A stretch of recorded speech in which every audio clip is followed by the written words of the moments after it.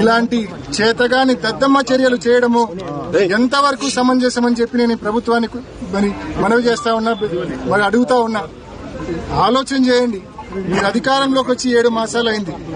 రైతులకు ఇచ్చిన హామీలు ఒక్కటంటే ఒక్క హామీ మీరు అమలు చేయలేదు. ఇవాళ ఈ సాగునీటి సంఘాల్లో ఓటర్లంతా రైతులే.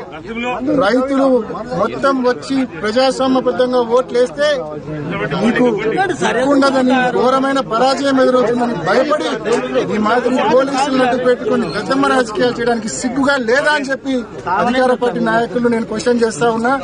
ఏది ఏమైనప్పటికీ అనేక సార్లు ఇప్పటికే జిల్లా అడ్మినిస్ట్రేషన్, కలెక్టర్ గారిని, ఎస్పీ గారిని, ఆర్డీఓ గారిని అందరినీ అడిగాం. మా రైతులకు, మా అభ్యర్థులకు నోటీస్ సర్టిఫికేట్ ఇప్పించమని ఇప్పటికే అనేక సార్లు అడిగాం. మళ్ళా మనకు చేస్తా ఉన్నాం.